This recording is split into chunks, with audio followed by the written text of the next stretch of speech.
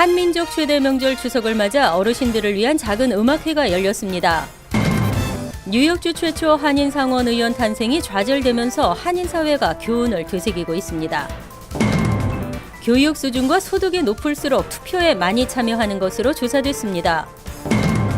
한인을 비롯 아시안들의 자살이 증가하고 있습니다.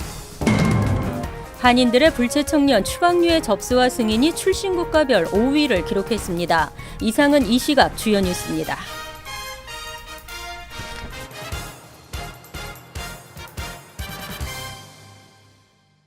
여러분 안녕하십니까? KBN 뉴스입니다. 한민족 최대 명절 추석을 맞아 고국 생각이 간절한 어르신들을 위해 작은 음악회가 열렸습니다. 세종 솔로이스트가 준비한 나눔 음악회, 아름다운 클래식과 가곡들의 고향에 대한 향수를 달랬습니다.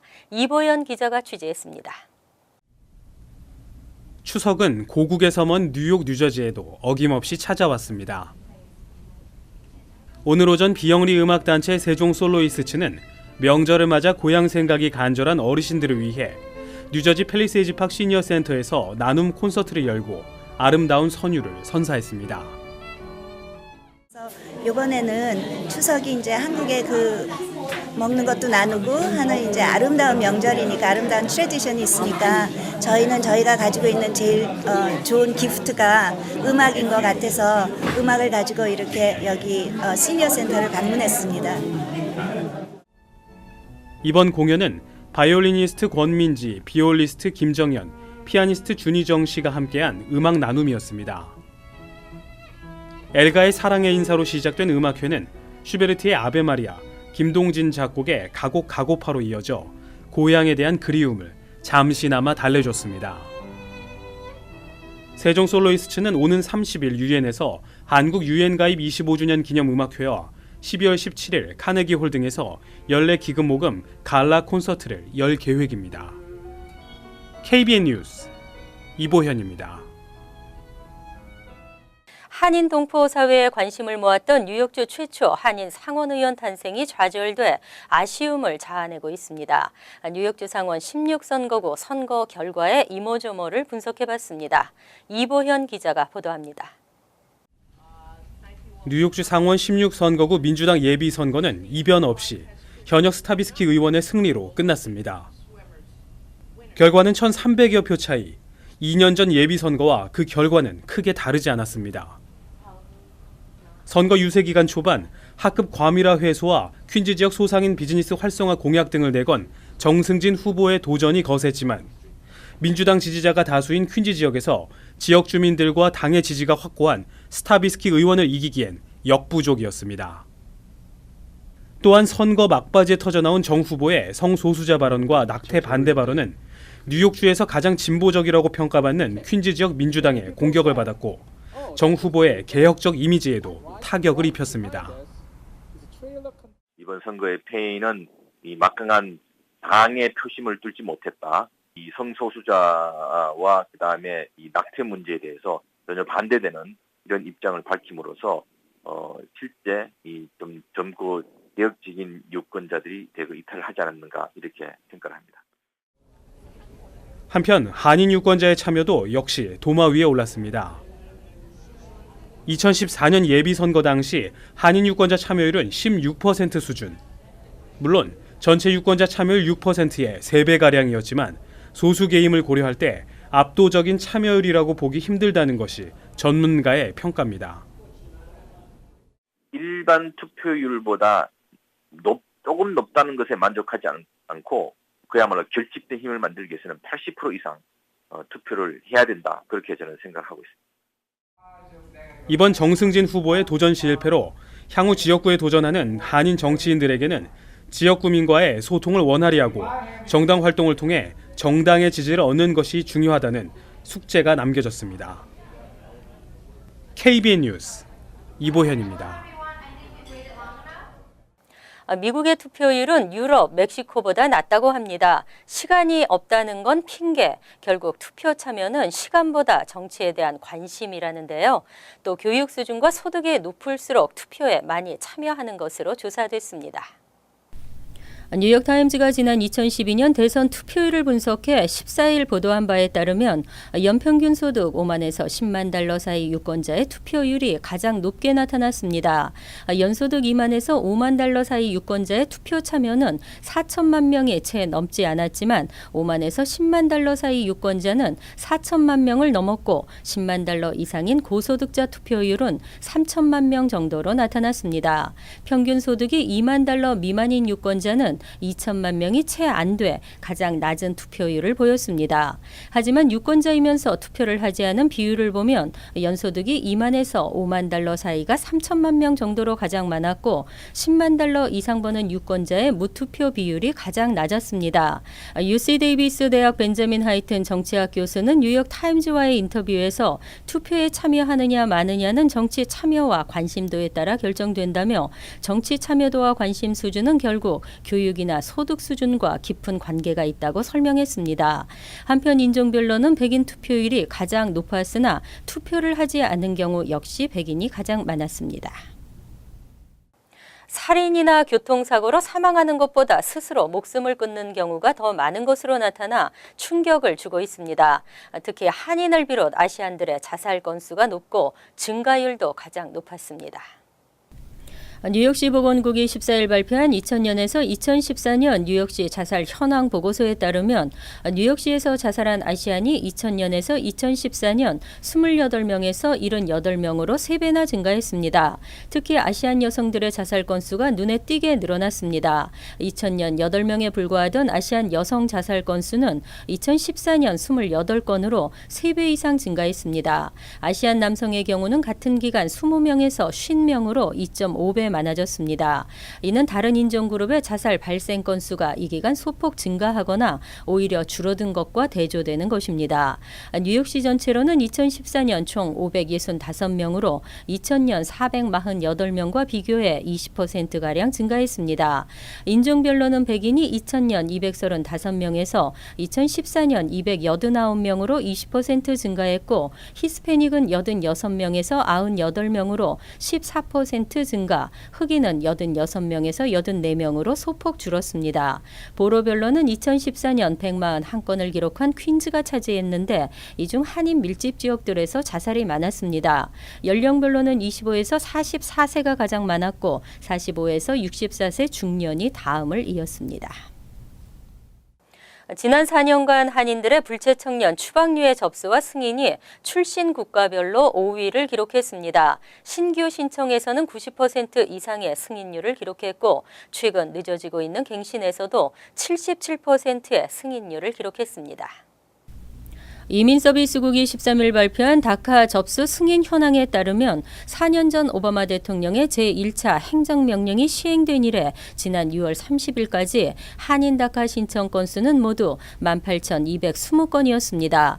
이는 2015년 12월 31일 기준 13,788건보다 5,000건가량 늘어난 것입니다. 이 가운데 신규는 9,250건, 갱신 신청은 8,970건이었습니다. 승인 건수는 신규와 갱신이 각각 8,613건, 6,916건으로 각각 93%와 77%의 승인율을 나타냈습니다. 신규와 갱신을 합한 전체 승인 건수는 15,529건으로 승인율은 85%였습니다. 출신 국가별 신청 건수를 비교했을 때 멕시코가 112만 3,631건으로 압도적으로 많았습니다. 해당 기간 전체 다카 신청의 77%를 멕시코 출신 이민자들이 차지한 것입니다. 다음으로는 엘살바도르가 5만여 건, 과테말라가 3만여 건 등으로 나타났습니다. 주별로는 캘리포니아주가 신규 갱신 포함 42만여 건으로 가장 많았고 뉴욕주가 7만여 건, 뉴저지는 2만여 건으로 나타났습니다. 은행과 보험사 등 금융업체에 보다 강력한 규정이 필요한 것으로 나타났습니다. 뉴욕주가 은행과 보험사의 사이버 보안 시스템의 의무화를 추진합니다. 각 은행 등 금융업체와 보험사는 앞으로 사이버 보안 프로그램에 대한 명문화된 규정을 갖추고 이를 집행하고 감독할 책임을 지는 최고 정보 보안 책임자를 별도 직책으로 두어야 합니다. 은행과 보험사의 컴퓨터 시스템과 그 속에 보관된 고객 정보 데이터를 보호하기 위한 취지입니다. 주 재정서비스국은 13일 이 같은 내용의 규정안을 발표하고 규정안에는 접근 통제, 고객 비밀번호, 데이터 관리, 사고 시 대응 요령, 재난 복구 계획 등이 포함돼야 한다고 밝혔습니다. 주정부 차원에서 사이버 보안 시스템을 의무화하는 것은 뉴욕이 처음입니다. 또 회사 시스템에 접속할 수 있는 외부의 제3자 서비스 관리 업체와 관련해서는 다중요소 신원 확인, 데이터 암호화, 데이터 분실 보상, 워런티, 사고 발견 및 감사 등의 내용이 포함돼야 합니다. 재정서비스국은 지난해 150여 곳의 은행과 43개 보험사에 대한 조사를 실시한 결과 강력한 규정이 필요하다는 결론을 내리고 이와 같은 규정을 도입하게 됐다고 배경을 설명했습니다. 새 규정은 45일간의 여론 수렴 후 내년부터 실시될 예정입니다. 대졸 일자리는 불경기 때 줄어들다가도 경기가 회복되면서 배로 증가합니다. 하지만 고졸 일자리는 경기에 상관없이 회복 기미가 보이지 않는 것으로 나타났습니다. 학력별 일자리 수 격차가 갈수록 커지고 있습니다.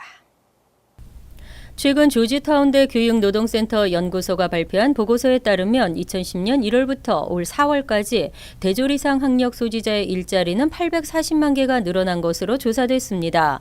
반면 고졸 이하 학력 소지자의 일자리는 같은 기간 8만 개밖에 증가하지 않았습니다. 대학 또는 대학원 졸업생을 위한 일자리는 갈수록 늘고 있지만 고교 졸업생을 위한 고용 시장은 좀처럼 회복되지 않고 있다는 의미로 풀이됐습니다. 특히 금융위기였던 지난 2007년 12월부터 2010년 1월 동안 고교 졸업생 일자리는 무려 560만 개가 사라졌습니다. 고졸자를 위한 고용 시장은 계속 불황 상태임을 보여주었습니다. 하지만 같은 시기에 학부 졸업생 대상 일자리는 6만 6천 개 감소한 반면 2011년 이후 올 4월까지 465만 6천 개가 늘어났습니다. 또 대학원 석사 이상 졸업생 대상 일자리는 금융위기 시기에도 오히려 25만 3천 개 늘었습니다. 또 경기 회복 시기에는 376만 8천 개가 증가해 고용시장이 갈수록 고학력자에게 유리한 상황으로 흘러가고 있습니다. 9월 금리 인상 가능성이 낮아졌습니다. 연방준비제도가 금리 인상을 유보하는 방향으로 가닥을 잡았다고 월스트리트저널이 보도했습니다. 월스트리트저널은 13일 분열된 연준이 유보로 기울어져 있다는 제목의 기사에서 저물가로 인해 연준 위원들이 금리를 올릴 긴박감을 느끼지 못하고 있다고 설명했습니다. 연준이 금리 동결로 돌아섰다고 단정하기에는 아직 이릅니다. 하지만 월스트리트저널은 최근 연준 인사들이 밝힌 인터뷰 내용을 언급하며 시니어급 위원들이 금리 이동에 대한 긴박감을 거의 느끼지 않고 있다고 진단했습니다. 지난 12일 라헬 브레이나드 연준 이사의 연설은 9월 금리 인상 전망을 높인다는 관측이었지만 이사는 금리 인상을 자제하는 기존의 입장을 되풀이했습니다. 올해 실업률이 큰 폭으로 움직이지 않으며 유휴 노동력 감소도 둔화했다는 점을 위원들은 주목했습니다. 결국 경기 과열을 막기 위해 금리를 올릴 긴박감이 후퇴했다고 월스트리트저널은 진단했습니다. 하지만 정책 유보는 제니 딜런 연준 의장에게 리스크를 안겨줄 수 있다고 지적했습니다. 시장 참여자들은 연준이 엇갈린 메시지로 혼란을 야기한다고 비난했습니다. 한편 골드만삭스도 12일 보고서에서 연준의 9월 금리 인상 확률을 40%에서 25%로 낮춘다고 밝혔습니다.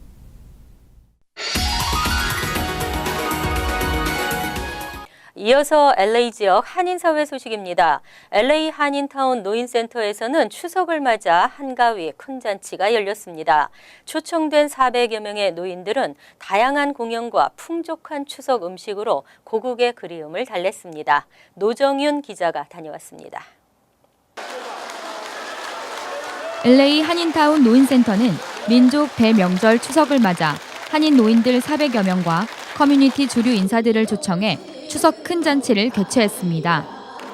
오늘 행사에서 그동안 노인센터 교육 프로그램에 참가했던 노인 수강생들이 장구, 합창, 라인댄스 등을 공연해 흥을 돋구었습니다. 박형만 노인센터 인사장은 앞으로도 무료 교육 프로그램을 활성화시키겠다고 약속했습니다. 앞으로 이 프로그램에는 아주 다각적으로 열심히 이렇게 해야 되겠다. 저는 그러한 생각을 갖고 있습니다. 여러분들 많이 협조해 주시고 주위에서 많이 피아르가 돼서 이것이 오늘 하루에 끝나는 게 아니고 이것은 계속 우리 교포사에서 또 다민족 문화권에서 이렇게 열심히 잘 진행할 수 있도록 발전할 수 있도록 이렇게 저는 생각하고 있어요. 예. 오늘 한인타운에서 열린 추석맞이 큰 잔치에는 이기철 LA 총영사를 비롯해 임태랑 평통회장 등 한인사회 인사뿐만 아니라 미게일 산티아고 53지구 캘리포니아 주 하원의원, 존 피터스 LAPD 부국장과 코알스키 올림픽 경찰서장 등 커뮤니티 주류 인사 등이 참석해 자리를 빛냈습니다. 오늘 행사에는 국제전화 카드 등 소정의 상품도 제공됐습니다. 이 자리에 함께한 일부 한인 노인들은 추석을 맞아 머나먼 이국 땅에서라도 고향의 정취를 느낄 수 있는 흥겨운 자리였다며 눈시울을 붉혔습니다. 그 어느 때보다 많은 귀빈들이 함께했던 LA 노인센터에서 주최한 추석 잔치로 시니어들이 더 따뜻하고 풍성한 명절을 보냈을 것으로 보입니다. TVK 뉴스 노정윤입니다. 월드리포트입니다. 사람의 건강을 위해 얼마나 많은 동물들이 희생되어야 할까요? 상어의 지느러미, 곰쓸개, 천산갑 100만 마리가 밀렵을 당하면서 멸종 위기에 처했습니다. 인도네시아 자바섬의 존방지구. 냉동 박스에서 둥근 고깃덩어리가 쏟아져 나옵니다. 자세히 보니 몸이 동그랗게 말려있는 펭골린, 우리말로 천산갑입니다. 인도네시아의 한 남성은 이렇게 냉동 보관된 천산갑 650여 마리를 중국과 베트남 등지로 밀수출하려다 경찰에 적발됐습니다. A lot of rich people in Vietnam and China looking to eat the pangolin or using pangolin scale for the traditional medicine. 천산갑은 동남아시아와 아프리카에 서식하는 희귀동물인데 거대한 갈퀴 발톱으로 땅을 파 긴 혓바닥으로 개미를 잡아먹습니다. 온몸에 철갑과 같은 비늘을 두르고 있어 맹수를 만나도 도망가지 않고 몸을 동그랗게 말아 완벽한 방어 자세를 갖춥니다. 이런 특징 때문에 우리 선조들은 천산갑을 궁궐의 지붕에 올려 귀신을 물리치는 잡상, 이른바 어처구니 가운데 하나로 쓰기도 했습니다.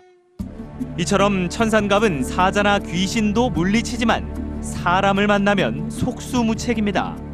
Pangolins are very unusual animals. They're just a very sensitive little animal. The pangolins naturally roll up into this very little convenient ball, and you could pick quite a few of them in a bag and just take them. 천산갑은 멸종위기 동물로 거래가 금지돼 있지만 베트남과 중국의 약재상에선 쉽게 구할 수 있습니다. 천산갑 비늘이 관절과 정력에 좋고 암이나 습진을 고치는 만병통치약이라는 잘못된 믿음이 퍼진 탓입니다. 천산갑 고기 역시 보양식으로 인기가 높아 식당 메뉴에 버젓이 올라와 있습니다. They would bring it alive to the table. They'll slit its throat so we can see the blood, and then they could steam it whole or they could stir fry it. 이처럼 비늘과 고기가 비싼 값에 팔리면서 천산갑은 지난 10년간 약 100만 마리가 밀렵을 당했습니다. 게다가 천산갑의 서식지인 아시아와 아프리카의 숲은 점차 사라지고 있습니다. The pangolin runs the risk of becoming extinct before most people have even heard of them. 베트남의 숲에서는 이미 천산갑을 찾아보기 힘든 상황. 무분별한 밀렵을 멈추지 않는 한 지구 어느 곳에서도 몸을 동그랗게 만 천산갑의 모습을 볼 수 없을 거란 우려가 커지고 있습니다. 간추린 소식입니다.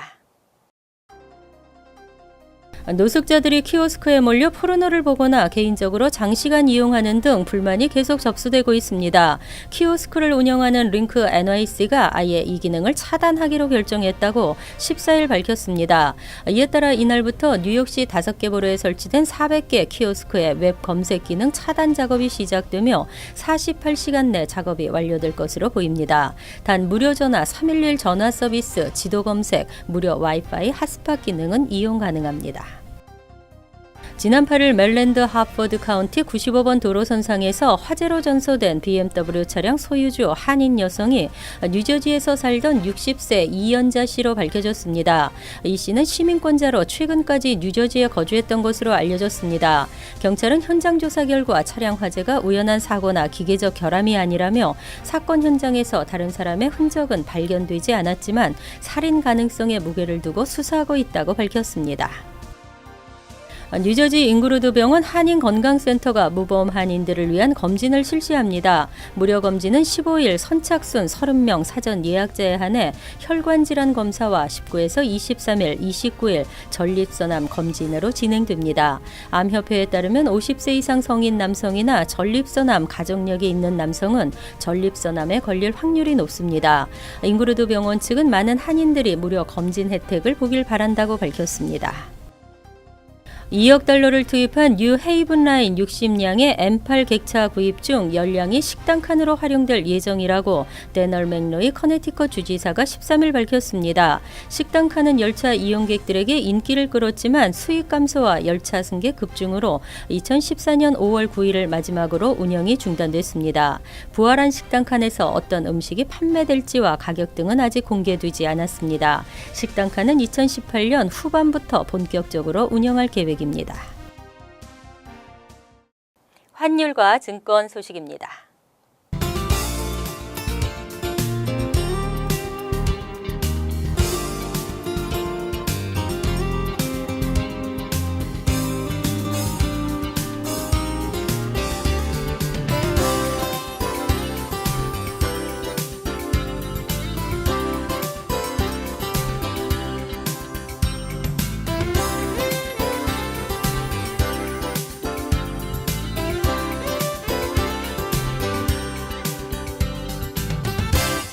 이어서 날씨입니다.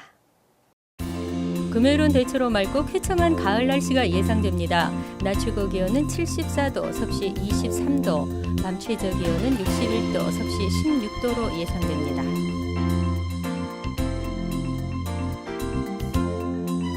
토요일은 곳에 따라 가끔 흐리겠습니다. 일요일은 대체로 흐리고 후덥지근한 날씨에 한두 차례 소나기가 내리겠습니다. 이상으로 KBN 뉴스를 마칩니다. KBN과 함께 즐거운 시간 되시기 바랍니다.